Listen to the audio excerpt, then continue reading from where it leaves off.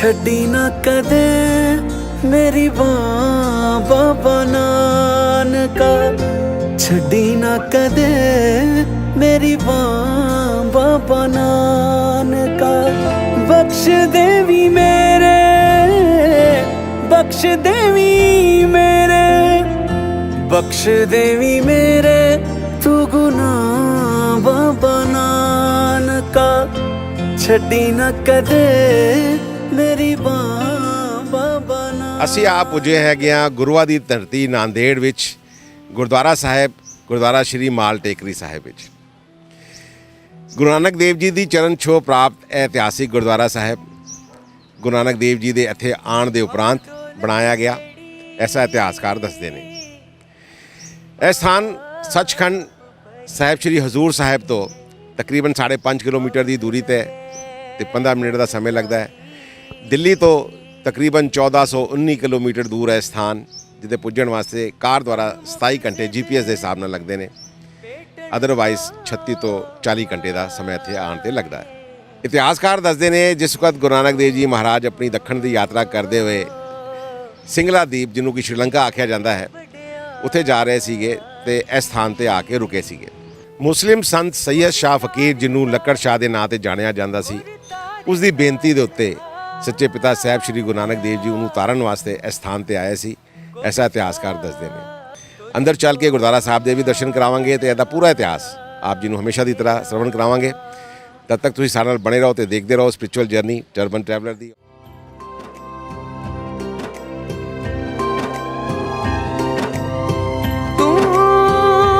प्रभु दाता दान मत पूरा,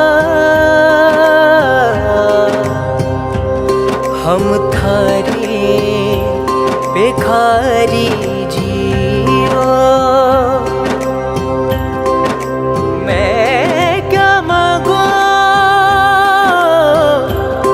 किछ थिर ना रहाई, हर दी जैना प्यारी जियो, हर दी जैना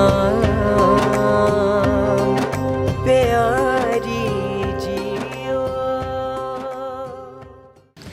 ਇਹ ਉਹ ਸਥਾਨ ਹੈ ਬਾਬਾ ਸੰਤ ਬੀਰ ਸਿੰਘ ਜੀ ਦਾ, ਜਿਨ੍ਹਾਂ ਨੇ ਇੱਥੇ ਤਪ ਕੀਤਾ ਸੀ ਅਤੇ ਸੇਵਾ ਕੀਤੀ ਸੀ। ਇੱਥੇ ਉਹਨਾਂ ਦਾ ਅੰਗੀਠਾ ਸਾਹਿਬ ਵੀ ਹੈਗਾ। ਆਓ ਇੱਥੇ ਦਾ ਇਤਿਹਾਸ ਇੱਥੇ ਦੇ ਗ੍ਰੰਥੀ ਸਾਹਿਬ ਕੋਲ ਪੁੱਛ ਕੇ ਆਪ ਜੀ ਨੂੰ ਸ਼ਰਵਣ ਕਰਾਉਂਦੇ ਹਾਂ।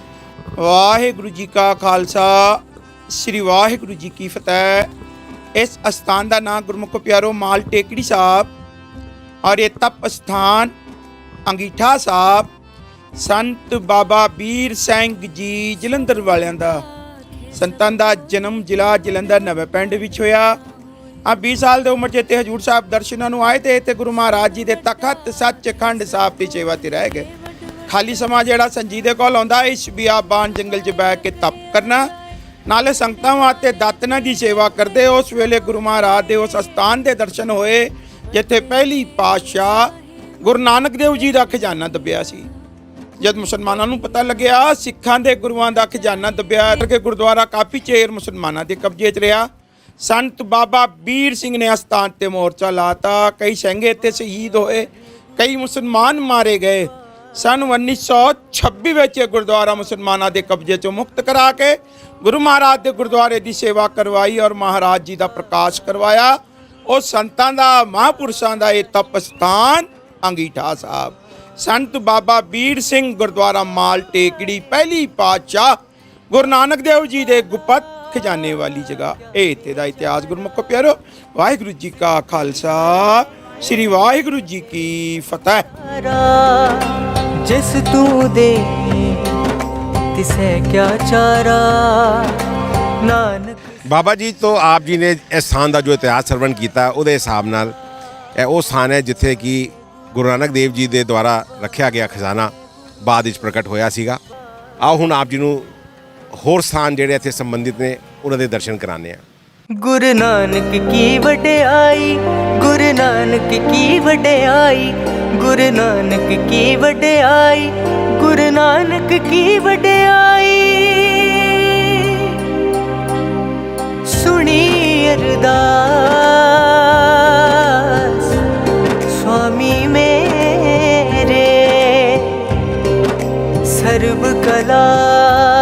बन आई, प्रगट पई सगले जुग गुरु नानक की वड्याई,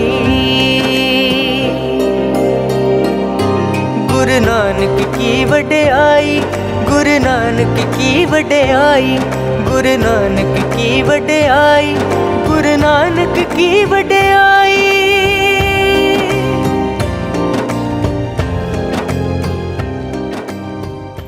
इस स्थान का नाम जी गुरुद्वारा माल टेकरी साहब, गुरु महाराज दे खजाने दी थां। इस थां तो 10वें पातशाह जी ने खजाना पट के गुरुद्वारा संगत साहब जिहड़ा शहर च तुसीं दर्शन कीता होना आया करोगे, उत्थे लिजा के अपने फौजां नूं वंडिया खजाना, तनखावां दित्तियां। जेड़ी फौज उन्हां दे नाल पंजाब तो आई सी ते मुड़ पंजाब नूं जाना सी, उस फौज विच वंड के जिहड़ा बचिया खजाना लिया के फिर इत्थे ही दाबता।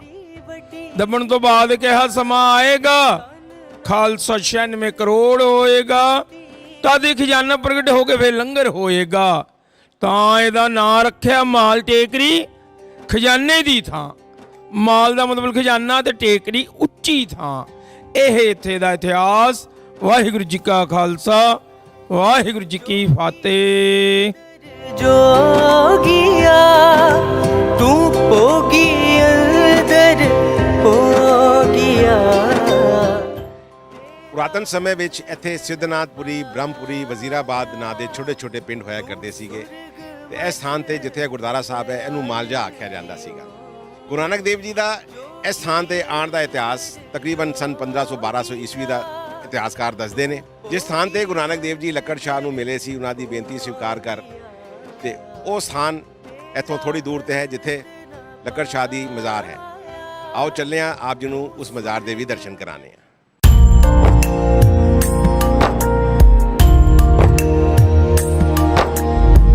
जैसा तू करे तैसा को होए, तुझ बिन दूजा नाही कोए। जैसा तू करे तैसा को होए, तुझ बिन दूजा नाही कोए। ਹੁਣ ਅਸੀਂ ਆਪ ਪੁੱਜੇ ਹੈਗੇ ਹਾਂ ਹਜ਼ਰਤ ਸੈਯਦ ਸ਼ਾਹ ਹੁਸੈਨ, ਜਿਨ੍ਹਾਂ ਨੂੰ ਲੱਕੜ ਸ਼ਾਹ ਬਾਬਾ ਵੀ ਆਖਿਆ ਜਾਂਦਾ ਹੈ, ਉਹਨਾਂ ਦੀ ਮਜ਼ਾਰ ਦੇ ਉੱਤੇ। ਇਹ ਰਸਤਾ ਠੀਕ ਉਹਨਾਂ ਦੀ ਮਜ਼ਾਰ ਨੂੰ ਜਾ ਰਿਹਾ ਹੈ ਤੇ ਇਹ ਮਜ਼ਾਰ ਗੁਰਦੁਆਰਾ ਸਾਹਿਬ ਦੇ ਠੀਕ ਬਿਲਕੁਲ ਪਿੱਛੇ ਹੈਗੀ। ਇੱਥੇ ਪੁੱਜਣ ਵਾਸਤੇ ਗੁਰਦੁਆਰਾ ਸਾਹਿਬ ਤੋਂ ਅੱਗੇ ਜਾ ਕੇ ਲੈਫਟ ਨੂੰ ਜਿਹੜਾ ਰਸਤਾ ਉੱਤੇ ਜਾਂਦਾ ਹੈ ਉਹ ਤੁਸੀਂ ਲੈ ਕੇ ਆਓਗੇ ਤੇ ਲੈਫਟ ਸਾਈਡ ਨੂੰ ਇਹ ਮਜ਼ਾਰ ਤੁਹਾਨੂੰ ਦੇਖਣ ਨੂੰ ਮਿਲੇਗੀ। ਆਓ ਅੰਦਰ ਚੱਲੇ ਹਾਂ ਤੇ ਉੱਥੇ ਜਾ ਕੇ ਮਜ਼ਾਰ ਦੇ ਦਰਸ਼ਨ ਕਰਨੇ ਆ ਤੇ ਉਹਨਾਂ ਤੋਂ ਪੁੱਛਦੇ ਹਾਂ ਇਸ ਸਥਾਨ ਦਾ ਇਤਿਹਾਸ।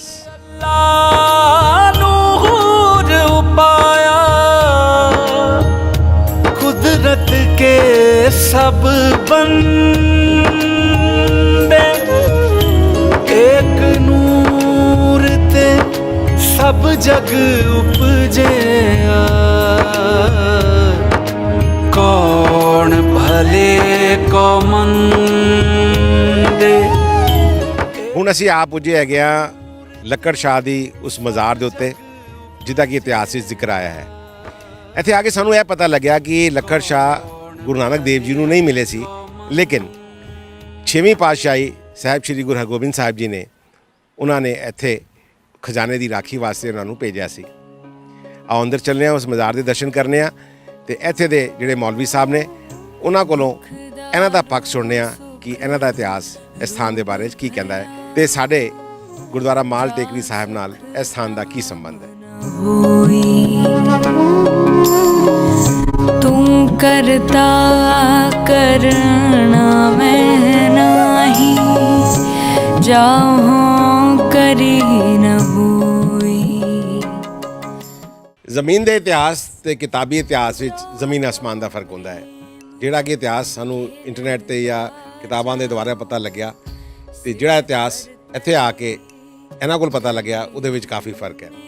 ਆਓ ਇਹਨਾਂ ਕੋਲ ਪੁੱਛਣੇ ਹੈਗੇ ਆ ਇੱਥੇ ਦਾ ਇਤਿਹਾਸ। ਤੇ ਮੇਰੇ ਨਾਲ ਇਸ ਵਕਤ ਬੈਠੇ ਨੇ ਸੈਯਦ ਕਾਸਿਮ ਸ਼ਾਹ, ਜਿਹੜੇ ਕਿ ਪੀਰ ਬਾਬਾ ਲੱਕੜ ਸ਼ਾਹ ਦੀ 8ਵੀਂ ਪੁਸ਼ਤ ਤੋਂ ਬਿਲੋਂਗ ਕਰਦੇ ਨੇ। आओ ਇਹਨਾਂ ਕੋਲ ਪੁੱਛੀਏ ਇੱਥੇ ਦਾ ਇਤਿਹਾਸ ਤੇ ਇੱਥੇ ਦੇ ਇਤਿਹਾਸ ਨਾਲ ਗੁਰਦੁਆਰਾ ਮਾਲ ਟੇਕਰੀ ਸਾਹਿਬ ਦਾ ਕੀ ਸੰਬੰਧ ਹੈ ਉਹ ਵੀ ਇਹਨਾਂ ਕੋਲ ਪੁੱਛਦੇ ਹਾਂ। सैयद कासिम शाह मेरा नाम है। मैं 8वीं पीढ़ी का पोता हूँ। बाबा सैयद शाह हुसैन लक्कड़ शाह बाबा, छोटा परा एतिम शाह बाबा, ये दोनों सगे भाई है। करतारपुर जलंधर के रहने वाले से जो 6वें पातशाह हरिगुंज साहब ने खजाने की चौकीदारी के लिए भेजी थी। खजाने की चौकीदारी क्या करना, जैसे झाड़ू मारा करना, झाड़ू मारने के बाद लक्कड़ शाह ने रोज़ सोने के 2 मोहर मिलाया करना, वो मोहर का लंगर क्या करना, बीच में टैमल अपनी बंदगी क्या करना।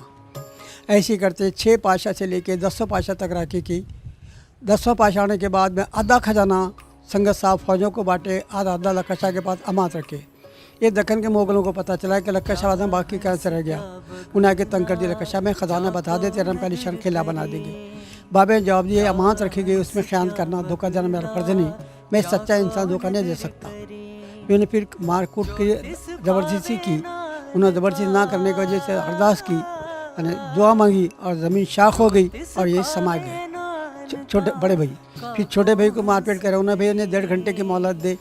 1.5 घंटे के बाद परा लेके नाजे में छोड़ दे, यहाँ के रोने लगे। बड़े भाई तो आराम से सो रहा, मेरे पे क्या गुजरे, तुम सच्चा भाई तो ख़जाने का राज बता दे, ये तो पास बुला ले। बड़े भाई ने जवाब दिया ये ख़जाने का राज नहीं, ये 96 करोड़ खालसे की बात है। जो 2.5 दिन अगर लंगर छकेगा उसकी अमानत रखेगी, उस अमानत में मैं धोखा नहीं दे सकता। तो मेरा क्या होगा, तू ना घबरा, मैं भी तेज ले रहा, उनकी ज़मीन फट गई और वो भी है समा गए। मैं इसी ख़ानदान का 8वीं पीढ़ी पोता हूँ। सो जो गुरु नानक देव जी जिस वक्त अपनी उदासी के लिए करते हुए यहाँ पर आए थे तो उन्होंने जो ख़जाना यहाँ रखा था, तो आपके हिसाब से उसकी राखी के लिए गुरु हरगोबिंद साहिब जी ने उनको यहाँ पर भेजा था और वो 4 पुश्तों तक राखी करते रहे और 6वीं पातशाही से लेकर 10वीं पातशाही तक वो जिंदा रहे, ऐसा कुछ हमें इतिहास में मालूम पड़ा है। जिंदा है, बराबर जिंदा रहे। हाँ, आखिर में मुगलों को पता चला ना कि भाई यहाँ पर ख़जाना बाखिर रहेगा बोल के, उनको आगे सता है तो उन्होंने भाई मेरे से ये किसी की अमानत रखी, उसमें मैं धोखा नहीं दे सकता, ये अमानत है। अरे 96 करोड़ खालसा सजेगा, 2.5 दिन लगा खाना खाएगा, उसकी अमानत रखेगी। अच्छा, और ये लक्कड़ शाह बाबा की कितनी उम्र थी, वो कब फौत हुए? वो तो 250 साल की उम्र में गुजरी उनकी, 225। इसका मतलब जब गुरु गोबिंद सिंह साहब जी के बाद उनकी इंतकाल हुआ? बाद में इंतकाल हुआ उनका। इंतकाल ने ज़मीन फट गई, समाए गए वो। अच्छा, इसी जगह पे वो ज़मीन फट गई और वो समा गए। बहुत बहुत धन्यवाद आपका ये इतिहास बताने का, क्योंकि हमें लगा कि शायद गुरु नानक देव जी से लक्कड़ शाह मिले थे, लेकिन आपके हिसाब से वो उनसे नहीं मिले और यहाँ पर वो राखी के लिए गुरु हरगोबिंद साहब जी के द्वारा भेजे गए थे। सो आप जी ने इतिहास श्रवण किया लक्कड़ शाह ਦੀ 8ਵੀਂ ਪੁਸ਼ਤ ਤੋਂ ਜਿਹੜੇ ਇੱਥੇ ਸੇਠ ਸਾਹਿਬ ਬੈਠੇ ਨੇ ਸਾਡੇ ਨਾਲ, ਉਹਨਾਂ ਤੋਂ ਸਾਨੂੰ ਲੱਗਦਾ ਹੈ ਕਿ ਇਹ ਇਤਿਹਾਸ ਆਪ ਜੀ ਵਾਸਤੇ ਇਨਫੋਰਮੇਟਿਵ ਹੋਣਾ ਹੈ, ਇਹ ਕੁਝ ਨਵਾਂ ਹਿੱਸਾ ਖੋਲੇਗਾ ਜਿਹੜਾ ਕਿ ਅਸੀਂ ਪਹਿਲੇ ਇਤਿਹਾਸ ਵਿੱਚ ਨਹੀਂ ਪੜ੍ਹਿਆ ਜਾਂ ਨਹੀਂ ਸੁਣਿਆ। ਤੇ ਇਸੇ ਤਰ੍ਹਾਂ ਸਾਡੇ ਨਾਲ ਤੁਸੀਂ ਬਣੇ ਰਹੋ ਤੇ ਦੇਖਦੇ ਰਹੋ ਸਾਡਾ programme spiritual journey of the turban traveller.